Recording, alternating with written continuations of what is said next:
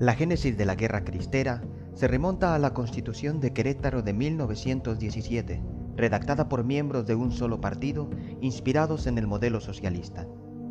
Esta Constitución contiene artículos altamente antirreligiosos que ponen a la Iglesia bajo el control férreo del Estado. El general Venustiano Carranza es presidente de 1915 a 1920. Aunque con él comienzan los problemas, sin embargo no aplica los artículos más duros de la Constitución contra la Iglesia.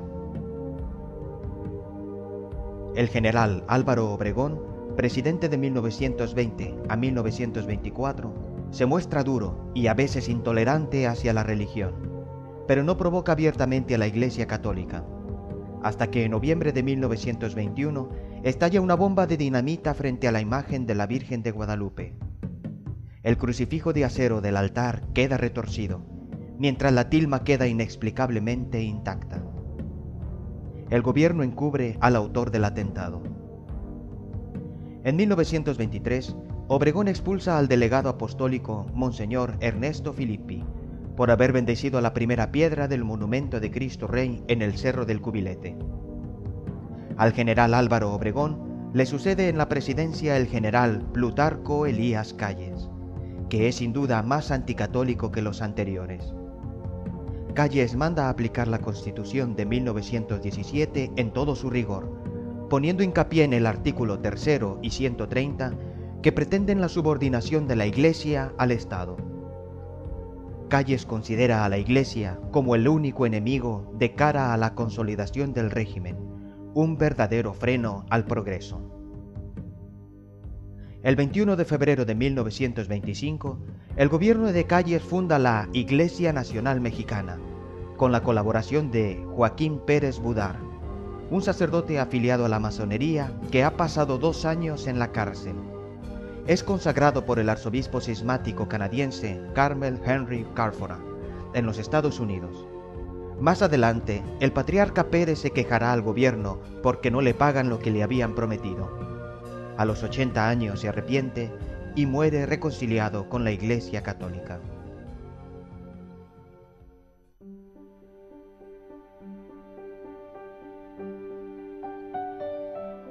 El gobierno de Calles pega carteles ideológicos con lemas como estos: destruir religión con ciencia. Si quieres casa segura, no dejes entrar al cura. Y obliga a los trabajadores del Estado a participar en manifestaciones anticatólicas. Aquellos que se resisten pierden su empleo. Todo esto, evidentemente, crea un gran malestar en la población mayoritariamente católica. En abril de 1926, los obispos emiten una carta pastoral colectiva reclamando la reforma de la Constitución. Mientras el Papa Pío XI pide oraciones al mundo por los católicos mexicanos perseguidos, Calles exige a los gobernadores de los estados el estricto cumplimiento de la Constitución en materia religiosa. El 10 de mayo, Calles expulsa a Monseñor Caruana, enviado del Papa. El prelado se va diciéndoles a los obispos que se mantengan firmes. Por su parte, los católicos mexicanos habían fundado, un año antes, la Liga para la Defensa de la Libertad Religiosa, con miembros de la Acción Católica Juvenil Mexicana, los Caballeros de Colón y otros grupos. La Liga tiene como programa defender la libertad de enseñanza, el derecho común para los ciudadanos católicos, para la Iglesia, y pedir la derogación de los artículos que violan la libertad religiosa. Es de carácter cívico e independiente de la jerarquía eclesiástica. Su lema es Dios y mi derecho. Ante la grave situación de 1926, la Liga se moviliza y recoge más de 2 millones de firmas para exigir la modificación de las leyes antirreligiosas. Pero el presidente Calles ignora las firmas, considerándolas carentes de valor porque, según él, todo ha sido orquestado por el clero. El 14 de junio de 1926, el presidente firma una ley, conocida como Ley Calles, que publicada el 2 de julio, entrará en vigor el 1 de agosto. Se trata de una reforma del Código Penal con castigos más severos para quienes incumplan el artículo constitucional 130. Este es un resumen de la Ley Calles. Los sacerdotes a los que se permita ejercer como tales deben ser mexicanos. Queda prohibido celebrar actos de culto público en el exterior de los templos. Toda la educación, incluso la impartida en escuelas particulares, debe ser laica. Los sacerdotes y religiosos no pueden dirigir escuelas. Se prohíbe emitir votos religiosos. Se disuelven todas las comunidades religiosas y se prohíbe a sus miembros la vida en común. Se prohíbe vestir hábito religioso y distintivo clerical. Será encarcelado el sacerdote que diga que los artículos de la Constitución no obligan en conciencia. Se prohíbe a los sacerdotes criticar en público las leyes. Se suprime la libertad de la prensa religiosa.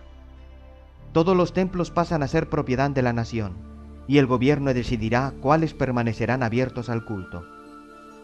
Todas las casas de obispos, curas, colegios, seminarios, conventos pasan a ser propiedad de la nación.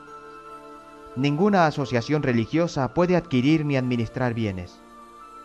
No se puede construir ningún templo sin autorización de la Secretaría de Gobernación.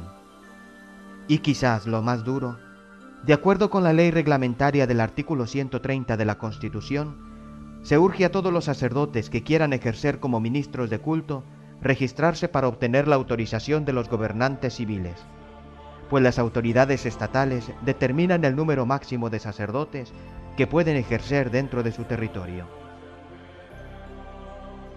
Ya en los meses anteriores a la Ley Calles, se habían expulsado a 202 sacerdotes del país y cerrado 118 colegios católicos y 83 conventos y seminarios, además de numerosas capillas. Ahora, de los 3.600 sacerdotes que atienden las necesidades espirituales de los mexicanos, el gobierno solo autoriza a 1.000. El resto debe abstenerse de ejercer el ministerio sacerdotal. El hecho es que una parte sale del país y muchos otros atienden espiritualmente a sus fieles, escondiéndose de casa en casa, exponiendo su vida. A partir del 7 de julio de 1926, la Liga trata de presionar al gobierno por medio de un boicot económico. Gran parte del pueblo se sacrifica reduciendo sus compras ya pequeñas al mínimo indispensable. Aunque tiene buena respuesta en estados como Jalisco, en el resto de la República no es suficientemente fuerte para desestabilizar al gobierno. Pero la respuesta trascendental a la Ley Calles viene por medio de los obispos.